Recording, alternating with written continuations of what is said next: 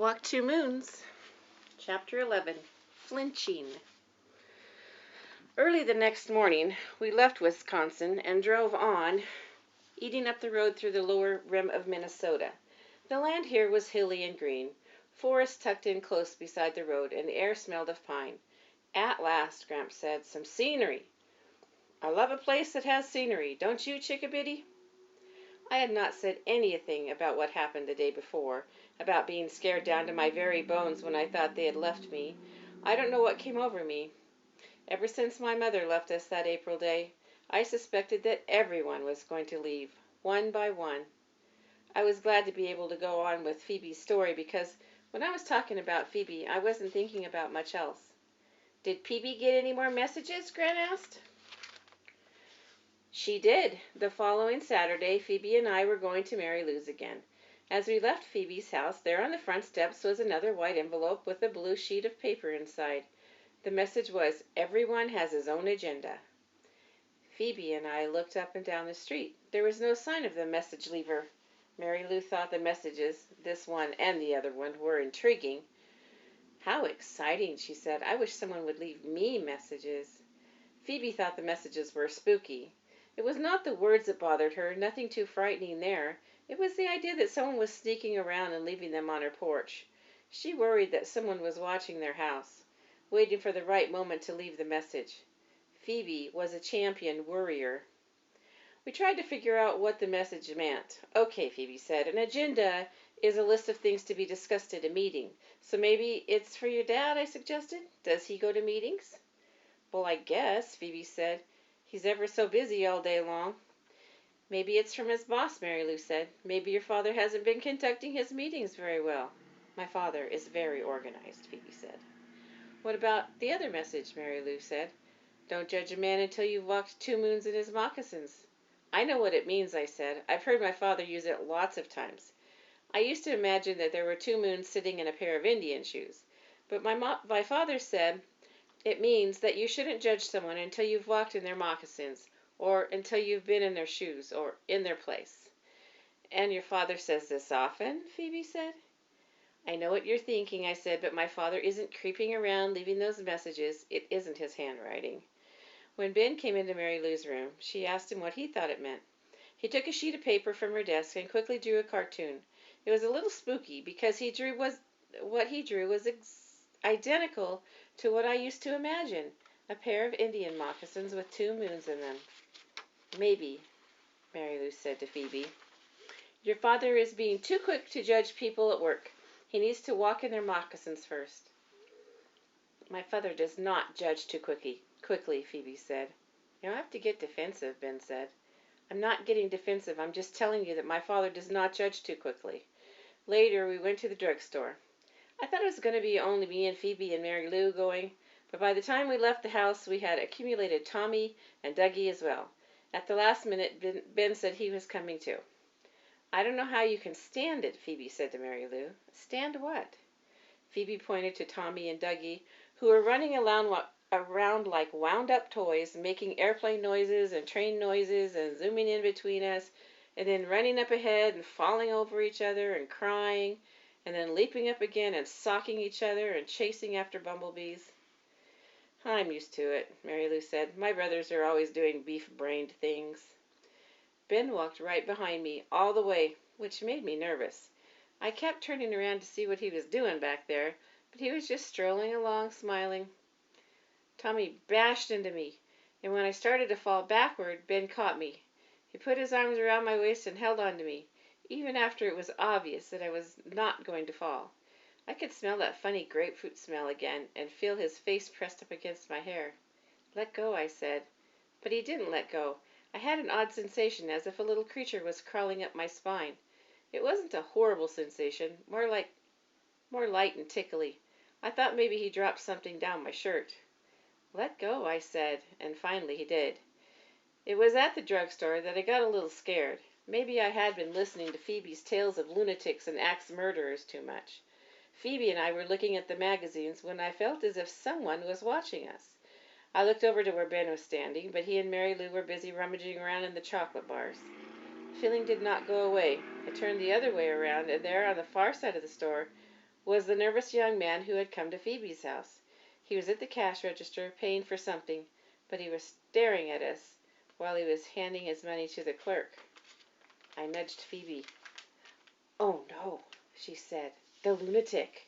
Phoebe hustled over to Ben and Mary Lou. "Look, quick, it's the lunatic." "Where?" "At the cash register." "There's nobody there," Mary Lou said. "Honest, he was there," Phoebe said. "I swear he was. Ask Sal." "He was there," I said. Later, when we had left Mary Lou and were on our way to Phoebe's house, we heard someone running up behind us. Phoebe thought we were doomed. "If we get our heads bashed in and that lunatic leaves us here on the sidewalk," she said. I felt a hand on my shoulder, and I opened my mouth to scream, but nothing came out. My brain was saying, "Scream! Scream!" but my voice was completely shut off. It was Ben. He said, "Did I scare you?" "That wasn't very funny," Phoebe said. "I'll walk home with you," he said, "just in case there are any lunatics around." He had difficulty saying lunatic. On the way to Phoebe's house, Ben said some odd things. First he said, "Maybe you shouldn't call him a lunatic." "And why not?" Phoebe said. "Because a lunatic it sounds like, oh, never mind." He would not explain, and he seemed embarrassed to have mentioned this in the first place. Then he said to me, "Don't people touch each other at your house?" "What's that supposed to mean?" "I just wondered," he said. "You flinch every time someone touches you." "I do not." "You do." He touched my arm. I have to admit, my instinct was to flinch, but I caught myself. I pretended not to notice that his hand was resting there on my arm. That creature tickling my spine was back. He said, like a doctor examining a patient. He removed his hand. "Where's your mother?" I had not mentioned my mother to anyone, not even Phoebe, except for the one time Phoebe had asked about her, and I only said that she didn't live with us. Ben said, "I saw your father once, but I've never seen your mother. Where is she?" "She's in Idaho. Lewiston, Idaho." "What's she doing there?" Ben said. "I really don't feel like saying." It didn't occur to me to ask him where his mother was. He touched my arm again. When I flinched, he said, "Ha! Gotcha!" It bothered me, what he had said. It occurred to me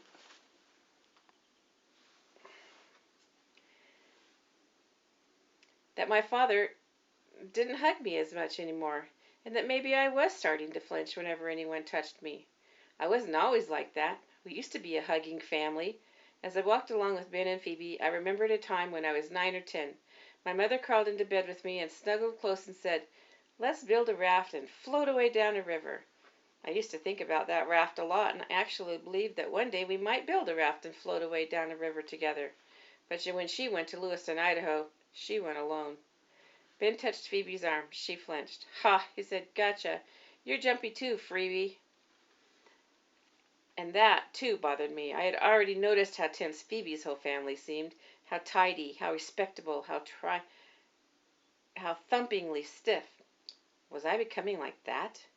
Why were they like that? A couple times I had seen Phoebe's mother try to touch Phoebe, or Prudence, or Mr. Winterbottom, but they all drew back from her. It was as if they had outgrown her. Had I been drawing away from my own mother? Did she have empty spaces left over? Was that why she left? When we reached Phoebe's driveway, Ben said, "I guess you're safe now. Guess I'll go." "Go ahead," Phoebe said. Mrs. Cadaver came screeching up to the curb in her yellow Volkswagen, with her wild red witch hair flying all over the place. She waved at us and started pulling things out of the car and plopping them on the sidewalk. "Who's that?" Ben asked. "Mrs. Cadaver." "Cadaver? Like dead body?" "That's right." "Hi, Sal," Mrs. Cadaver called. She dumped a pile of lumpy bags on the sidewalk. Ben asked if she wanted any help. "My, you're very polite," Mrs. Cadaver said, flashing her wild gray eyes. "She scares me half to death," Phoebe said. "Don't go inside," she whispered to Ben.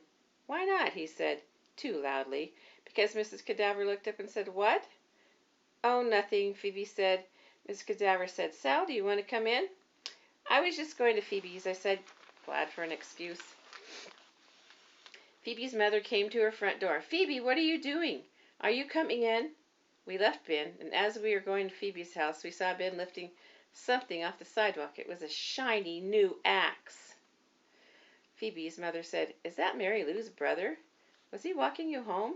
Where's Mary Lou?" "I hate it when you ask 3 questions in a row," Phoebe said. Through the window we could see Ben lugging the axe up the front steps to Mrs. Cadaver's house. Phoebe called out, "Don't go in!" But when Mrs. Cadaver held the front door open, Ben disappeared inside. "Phoebe, what are you doing?" her mother asked. Then Phoebe pulled the envelope out of her pocket, the envelope containing the newest message.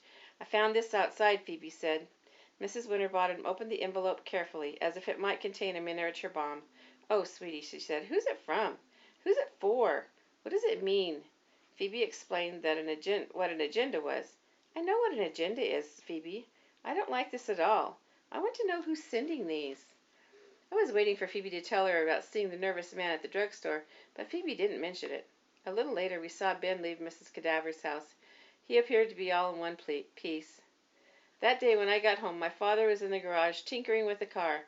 He was leaning over the engine, and I couldn't see his face at first. "Dad, what do you think it means if someone touches someone else and that person being touched flinches? Do you think it means that the person being touched is getting too stiff?" Dad turned slowly around. His eyes were red and puffy. I think he had been crying. His hands and shirt were greasy. But when he hugged me, I didn't flinch.